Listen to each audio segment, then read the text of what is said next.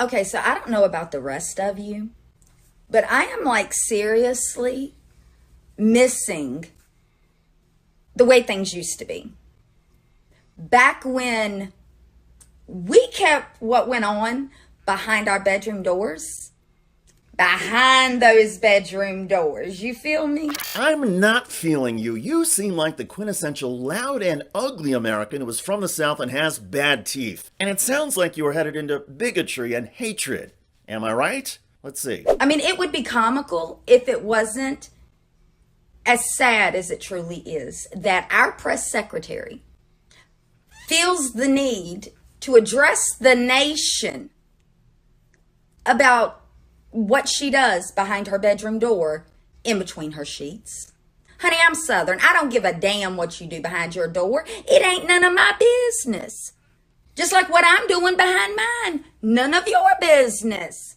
I think I preferred it like that. Okay, so you were talking about White House Press Secretary Karine Jean-Pierre. She is open about the fact that she's a lesbian, but she has never spoken about what she does behind her bedroom door in between her sheets. In fact, the only one who's making claims about the White House Press Secretary's sex life is you, Miss Homophobic Southern Woman. On TikTok, you go by the name of Priscilla Gauze. Well, you might as well call yourself the Wicked Witch of the South. And that still would not capture the extent of your vile and disgusting video posting. You were the poster child for homophobia. But even worse than having your awful feelings and hatred, you made this video so you could share your bigotry on social media and spread it around. The fact is, the LGBTQ community does not go around humping each other. They just want to live their lives and not be verbally or physically attacked. But you, Miss Priscilla Gauze, feel the need to publicly wish for the old days. You mean the days when people who were different from you were lynched? Seriously, that's the tone of your bigoted screed. You want people to live in fear and comply to the public picture of society as you want it. A picture that is monolithic, white, straight, and does not reflect reality. Amazing.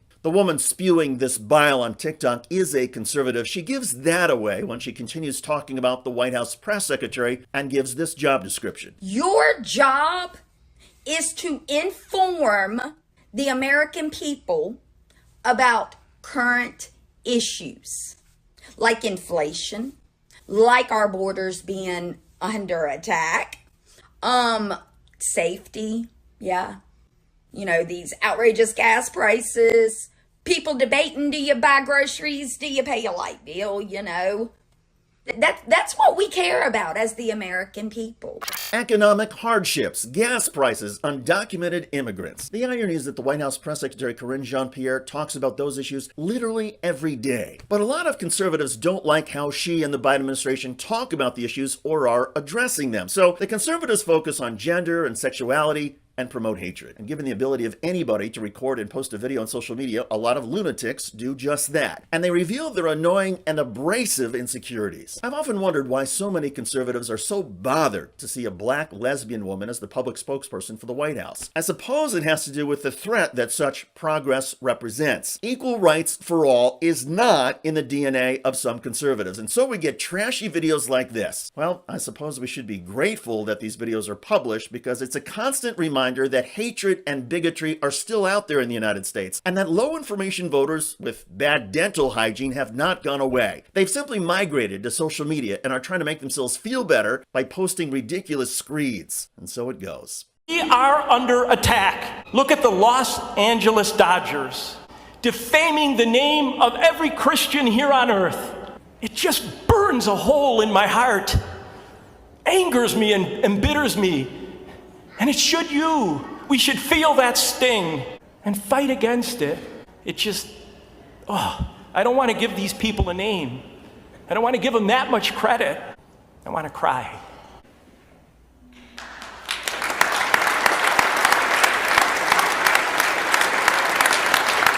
A Bay Village, Ohio priest is facing backlash after saying the church is under attack and referencing a pro-LGBTQ nonprofit in a sermon a few weeks ago.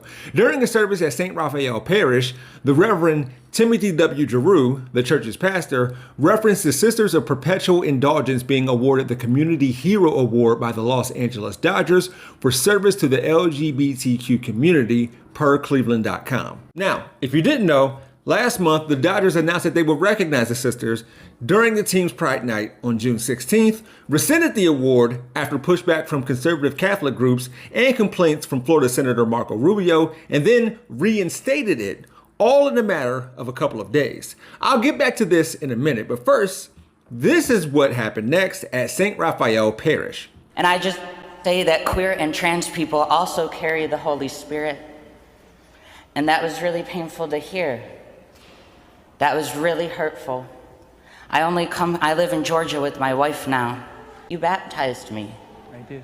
I know you're talking about the Sisters of Indulgence, and I understand that from the outside it looks like they are defaming Catholic faith, but they only do that. They only take... There are queer children here. The Spirit of God moves through all people. I will go. God bless you.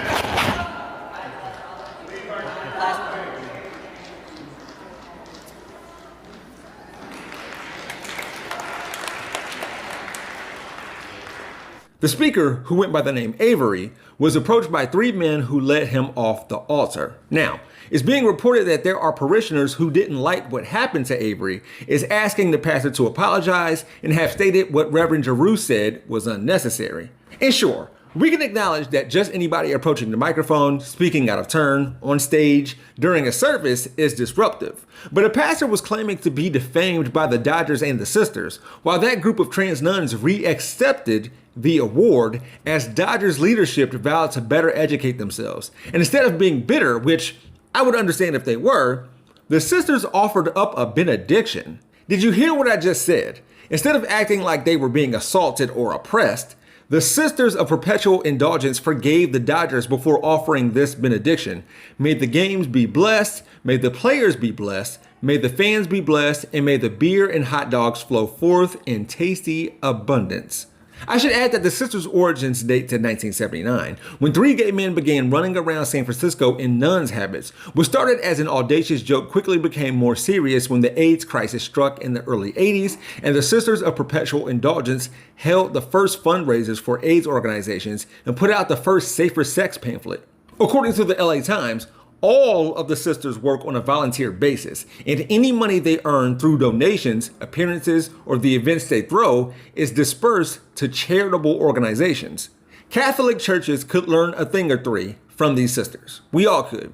Not saying that Catholicism isn't dedicated to service, taking care of the sick, and so on, but if a pastor is claiming anything makes him want to cry, I hope it's for, well, it's an open secret by now, has been covered for generations. Literally and figuratively. And to be clear, the sisters have, amongst other racy things, depicted Christ being nailed to the cross in very raunchy ways. They have also been accused of mocking nuns and making fun of Catholics. And even though the sisters don't see it that way, can Reverend Giroux not see why the church is being made fun of? If anyone is being attacked or offended between the church and queer communities, it ain't the church, which has been on the offensive for centuries.